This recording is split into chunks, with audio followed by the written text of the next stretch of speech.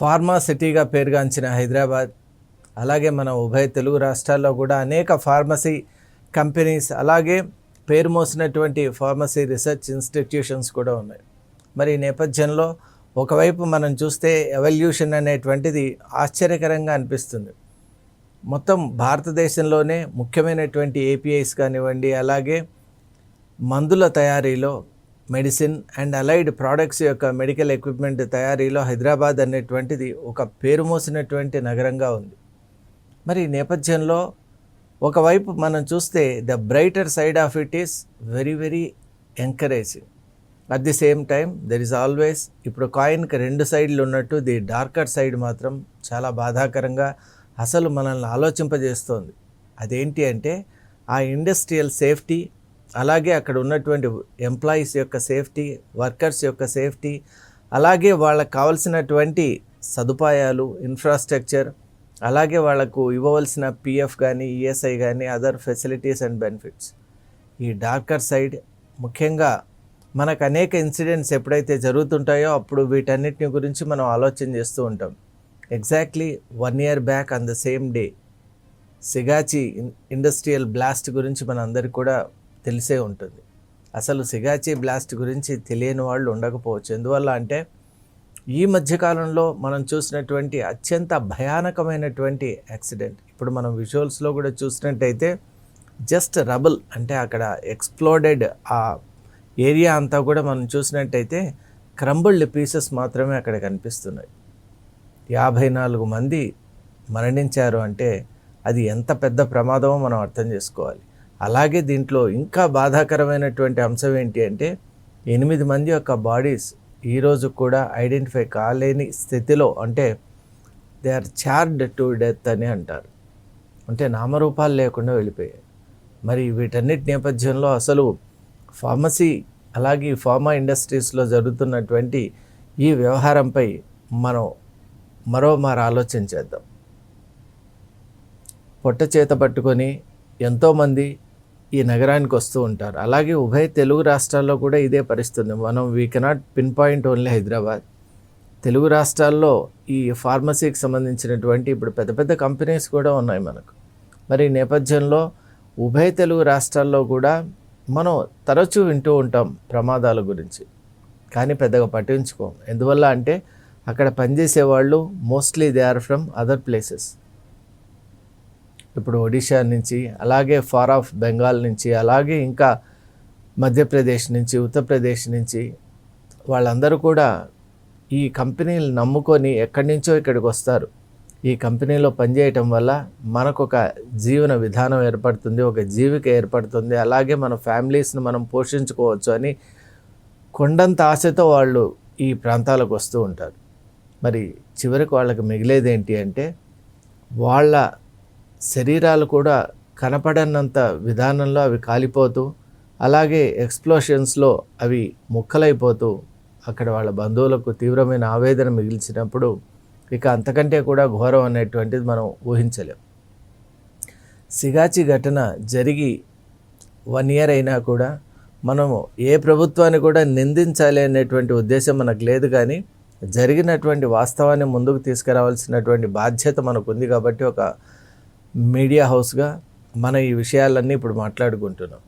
ప్రభుత్వం వాళ్లకు హామీ ఇచ్చినటువంటి ప్రతి కుటుంబానికి కూడా, బాధిత కుటుంబానికి ₹1 ఆ రోజు ప్రామిస్ చేశారు. మరి ఆ ప్రామిస్ చేసిన ₹1 వాళ్ళకి అందాయా అనేది ఈనాటికి కూడా అదొక పెద్ద ప్రశ్నగానే మిగిలిపోయింది. అలాగే చాలామంది ఎవరైతే క్షతగాత్రులు ఉన్నారో, బాధితులు ఉన్నారో, అంటే ఫిజికల్ ఇంజ్యూర్డ్ పర్సన్స్ ఉన్నారో, వాళ్ళ ట్రీట్మెంట్ కూడా సరైనటువంటి పద్ధతిలో అందటం లేదు. అలాగే దానికి ఖర్చులకు సంబంధించినటువంటి వాళ్ళకి ఏ సహాయం కూడా అందటం లేదు. మరి వీటన్నిటినీ కూడా ప్రభుత్వాలు ఆలోచన చేయాలి. ఎందువల్ల అంటే మనం ఒకరిపైన నిందలు వేసుకుంటూ మనం కాలక్షేపం చేసుకుంటూ ఉంటే అది సరైన పద్ధతి కాదు.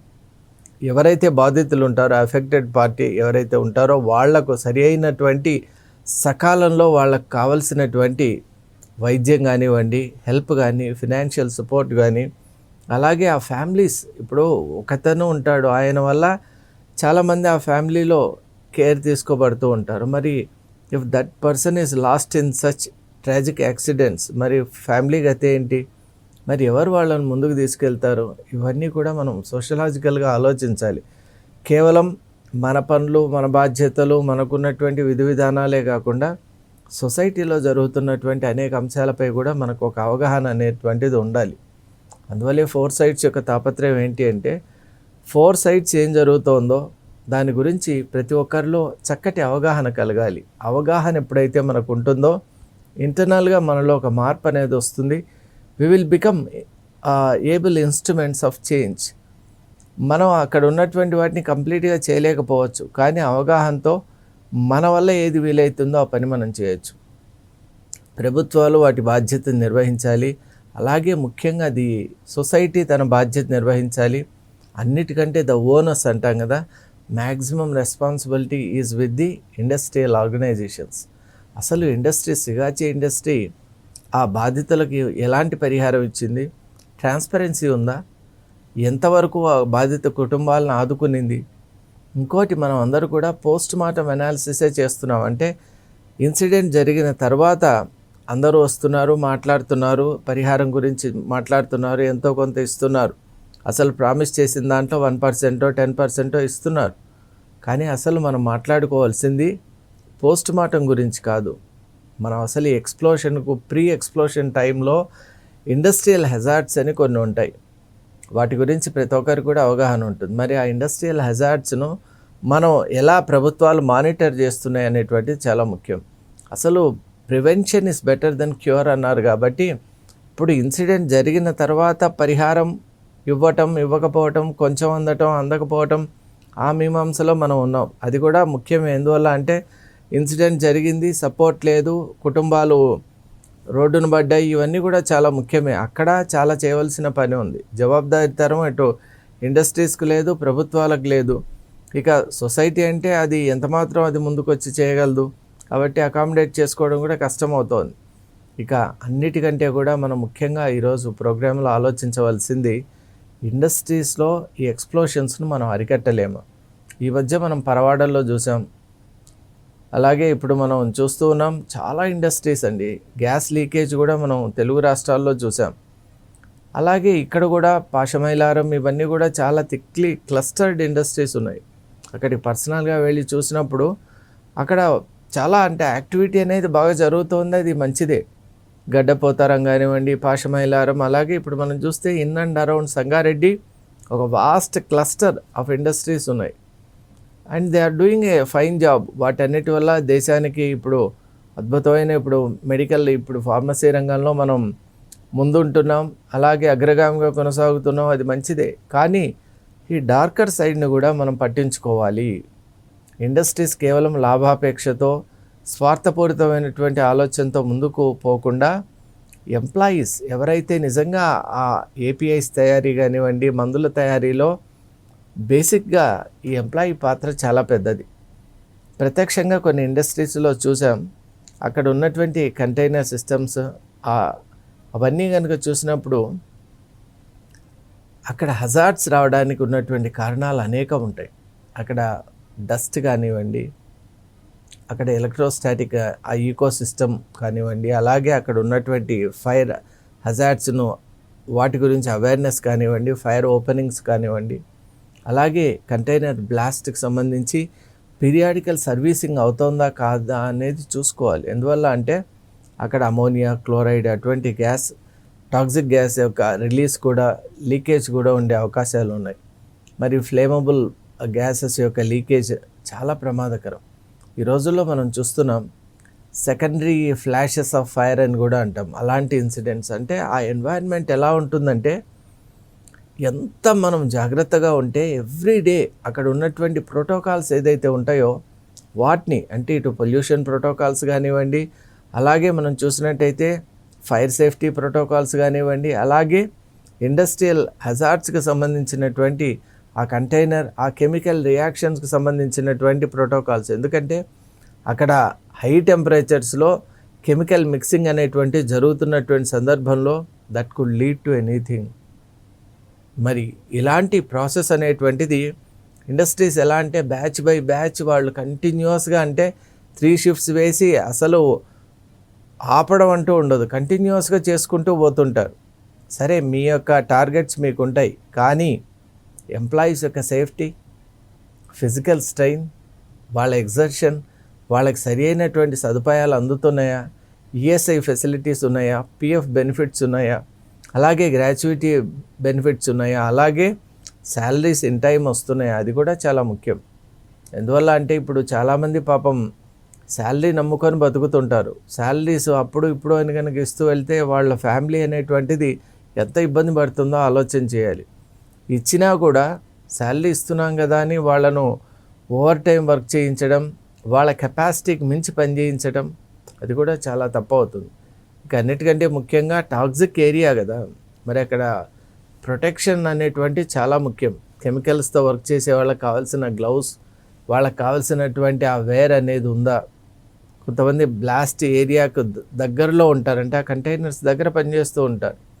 మరి వాళ్ళకి కావాల్సినటువంటి సేఫ్టీ అవెన్యూస్ ఉన్నాయా? మరి గవర్నమెంట్ ఇటువంటి పీరియాడికల్ చెక్స్ చేస్తోందా? మానిటరింగ్ సిస్టమ్స్ ఉన్నాయా?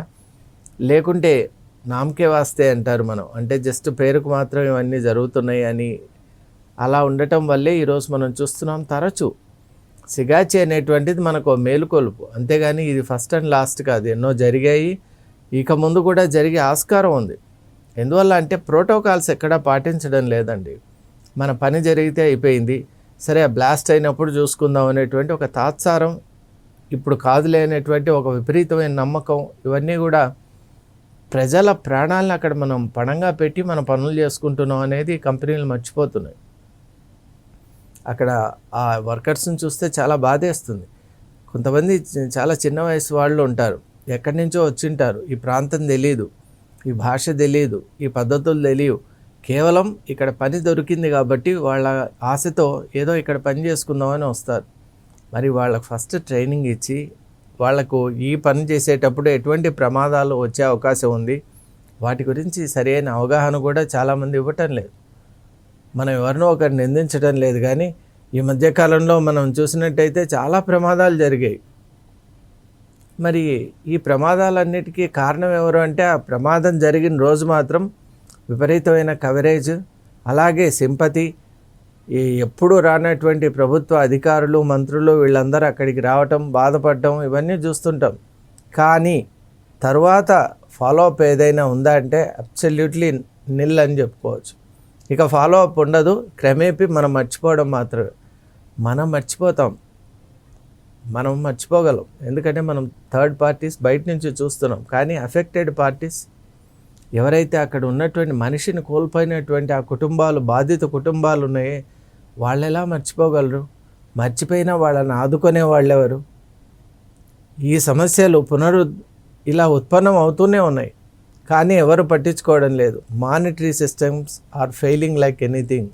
సూపర్విజన్ లేదు, ఇండస్ట్రియల్ గైడ్లైన్స్ ఫాలో కావడం లేదు, లేబర్ లాస్ కూడా సరిగా ఇంప్లిమెంట్ కావటం లేదు. ఇప్పుడు ఒక్కసారి మానిటర్ చేయమని చెప్పండి, అసలు ఎన్ని ఫార్మా ఇండస్ట్రీస్లో ఎంత చక్కగా ఈ ప్రోటోకాల్స్ అన్ని ఫాలో చేస్తున్నారో చూడండి. వాళ్ళు వాడేటువంటి ఎక్విప్మెంట్ సర్వీసింగ్ ఎప్పుడు చేశారో కనుక్కోండి, ఆ ఎక్విప్మెంట్ ఎప్పటిదో, ఆ టెక్నాలజీ ఏ టెక్నాలజీ వాడుతున్నారో కనుక్కోండి. ఇవన్నీ ఒక్కసారి కనుక మనం గమనిస్తే అసలు పని కావాలి అనేది మాత్రమే ఉద్దేశం, కానీ అక్కడ ఎంప్లాయీకి సరైనటువంటి మనం రక్షణ కల్పిస్తున్నాం అనేటువంటి బాధ్యతతో ఉన్న కంపెనీలు చాలా తక్కువ. లేదని మనం చెప్పడం లేదు, కానీ చాలా తక్కువ. కానీ ఒక్క ప్రాణం పోయినా కూడా ప్రాణం విలువ చాలా, అసలు మళ్ళీ మనం వెనక్కి తీసుకొని రాలేం కదా. ఇప్పుడు ఈ సిగాచిలో కూడా 54 మంది వెళ్ళిపోయారు. అలాగే పరవాడలో, ఇక్కడ చాలా ప్లేసెస్లో కూడా మనం చూసాం. ఇక ఆ లిస్ట్ అనేది ఎండ్లెస్గా ఉంది, చాలా పెద్ద లిస్ట్ కాబట్టి మనం ఇప్పుడు కంపెనీస్ పేర్లు చెప్పుకోవడం లేదు. కానీ జరిగినటువంటి బ్లాస్ట్కు మేనేజ్మెంట్ బాధ్యత వహించాలి. అది ఎక్కడా మనం చూడడం లేదు. కేవలం ఒక హైప్ లాగా ఆ రోజు రావటం, అవే వెళ్ళిపోగానే మీడియా అటెన్షన్ ఎప్పుడే ఉన్నంత వరకే అందరూ వస్తున్నారండి. నిజంగా చెప్పాలి అంటే మీడియా ఉన్నందువల్లే ఈ మాత్రమైనా వస్తున్నారు. మీడియా లేకుంటే ఈ మాత్రం కూడా రారని నిక్కచ్చిగా మనం చెప్పుకోవచ్చు. కేవలం మీడియా ఉన్నంత వరకు అక్కడ ఉంటారు, అన్నీ మాట్లాడతారు. ఎప్పుడైతే మీడియా వెళ్ళిపోతుందో ఇక పట్టించుకునే నాథుడు ఉండడు. అందువల్ల ధోరణి అనేటువంటిది మారాలి. మనిషి ప్రాణం యొక్క విలువ అందరూ గ్రహించాలి. మన ప్రాంతం అయినా పరాయి ప్రాంతం అయినా ఎవరైనా కూడా ప్రాణం ప్రాణమే. అలాగే ఈరోజు మనం చూస్తున్నాం, కంపెన్సేషన్ ఇప్పటికి రాలేదంటే ఇంక ఇంతకంటే దారుణం ఏముంటుంది? అసలు మీరు అనౌన్స్ చేసిన ప్యాకేజ్ ఎంత, ప్రామిస్ చేసినటువంటి అమౌంట్ ఎంత, అందిన అమౌంట్ ఎంత, మీరే ఆలోచన చేయండి. ఎందువల్ల అంటే అన్నీ తెలిసిన వాళ్ళు కాబట్టి మీకు ఇంకోరు వచ్చి చెప్పనవసరం లేదు. వాళ్లకు పరిహారం అందకుండా సంవత్సరం గడిచిపోయింది అంటే ఆ కుటుంబాలు ఎంత బాధకు గురై ఉంటారో ఒక్కసారి ఆలోచన చేయండి.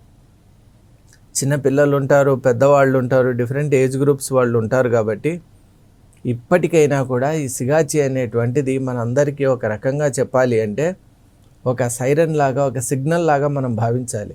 ఇక ఏ కంపెనీలో కూడా ఇటువంటి బ్లాస్ట్ అనేది జరగకుండా మనం చూడాలి. తర్వాత కూడా అనేక స్టే ఇన్సిడెంట్స్ మనం చూసాం. ప్రతిసారి కూడా ఇవే మనం మాట్లాడుతూ ఉన్నాం. ఎందువల్ల అంటే ఇండస్ట్రియల్ సేఫ్టీ ప్రోటోకాల్స్ అనేవి లేకపోతే, బాధ్యత లేకపోతే, ఆర్గనైజేషన్స్లో ఆ కాన్షియస్నెస్ లేకపోతే, ఎంప్లాయీ పట్ల గౌరవభావం లేకపోతే ఇలాగే ఉంటుంది. అసలు ఎంప్లాయీ ప్రొటెక్షన్ సిస్టమ్స్, అలాగే వర్కర్స్ కావాల్సినటువంటి పరిపూర్ణమైన రక్షణ విధానం కల్పించేటువంటి బాధ్యత మనదే. ఇక సోషల్ రెస్పాన్సిబిలిటీ కూడా చాలా ఉంది కంపెనీస్కి. ఎందుకంటే ఇవి చేసేటువంటి పొల్యూషన్, ఇప్పుడు మనం ఈ గడ్డపోతారం, పాషమైలారం, అలాగే మనం కనుక పటాన్చెరు ఏరియాస్కి వెళ్ళి వాటర్ కనుక ఒక్కసారి తీసుకొని చూస్తే ఇట్స్ కంటామినేటెడ్ లైక్ ఎనీథింగ్. అంటే మనం గ్రౌండ్ వాటర్ పూర్తిగా కలుషితం చేసేసాం. సాయిల్ అక్కడ పొల్యూట్ అయిపోయింది, వాటర్ పొల్యూట్ అయింది. ఇక ఎయిర్ పొల్యూషన్ అయితే చెప్పనవసరం లేదు. మనం కేవలం మాన్సూన్ టైంలో మిగతా ప్రాంతాల్లో మేఘాలు చూస్తాం, కానీ ఈ ఇండస్ట్రియల్ జోన్స్లో సంవత్సరం పొడవునా వాళ్ళకి నల్లటి కారు మేఘాలే కనిపిస్తూ ఉంటాయి. మరి ఇంత దారుణమైనటువంటి పరిస్థితికి సొసైటీని తీసుకుపోతున్నటువంటి ఈ కంపెనీస్పై ఎవరు సరి అయినటువంటి అజమాయిషీ చేసి వాటి నుంచి బాధ్యతాయుతమైనటువంటి ఒక పనులు చేయించుకుంటారో అర్థం కావట్లేదు. కార్పొరేట్ సోషల్ రెస్పాన్సిబిలిటీ, సిఎస్ఆర్ అనే స్కీమ్స్ ఉన్నాయి, కానీ అవి కూడా కేవలం నామమాత్రంగా మిగిలిపోతున్నాయి. బట్ ఫర్ ఫ్యూ కంపెనీస్, మిగతావన్నీ కూడా సిఎస్ఆర్ యాక్టివిటీకి చేసేటువంటి వాటి కాంట్రిబ్యూషన్ చాలా తక్కువగా అయిపోతుంది. ఎట్లా మేనేజ్ చేసుకుంటూ ఉన్నారు, కానీ బాధ్యతగా, పద్ధతిగా, వాలంటరీగా ముందుకు రావడం లేదు. కాబట్టి trend has to change. The companies have to start thinking about the employees. Workers అంటే మీకేదో ఆషామాషిగా ఉండొచ్చు, కానీ ఒక వర్కర్ అంటే ఆయన వెనక ఉన్నటువంటి ఫ్యామిలీని మీరు ఎప్పుడు ఆలోచన చేయండి, బ్యాక్గ్రౌండ్ ఆలోచన చేయండి. కాబట్టి start thinking in a holistic manner. Start thinking not only about the production targets or profit revenues, కానీ start thinking also about the employee safety, security and his growth and welfare. Thank you.